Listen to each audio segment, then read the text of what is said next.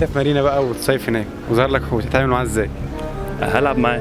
هلعب معاه، انا من شبرا بقى اتشعوذ معاه. ارجع تاني. حوت اللي هو في الميه. انا عن نفسي هحط الكازلك في بقه وهسيبه همشي بامانه. الحقيقه مش عارف، بس هتصدم يعني اكيد. عامله طبعا بطيبه وحنيه، هيعملني بطيبه وحنيه.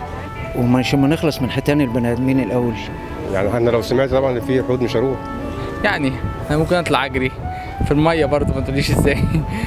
بس موضوع الحيتان ده انا حاسس ان هي الموضوع مش طبيعي. حاسس ان في يد في الموضوع ده، ومش الحيتان بس، لا الحيتان والقروش. الله اعلم ساعتها هياكلني طبعا. تفضل تروح تصيف في اسكندريه وجمصه والحتت ديت، ولا تروح مارينا وعارف ان فيها حيتان؟ لا مارينا طبعا. لو رحت مصيف شعبي الضرر النفسي اللي هيقع عليك هيبقى اكتر بكتير ان انت تموت يعني. هروح الساحل برضو، حتى لو قابلني حوت هتخض شويه مش مشكله، بس يكون في اي خطر في الموضوع.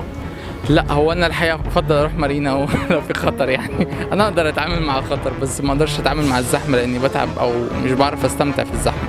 لا اروح مصيف الشعبيه. لا طبعا هناك احسن، مهما يكون ايه اللي يطلع برضه مش كتير علينا. هو على فكره في اسكندريه برضه بقى في خطر دلوقتي، في العيد اللي فات ده في اكتر من 20 وفيات، كلهم شباب في 20 بسبب دوامات والحاجات. طبعا ميه اسكندريه معروفه من زمان، خصوصا في النخيل، واحنا عندنا شقه في النخيل.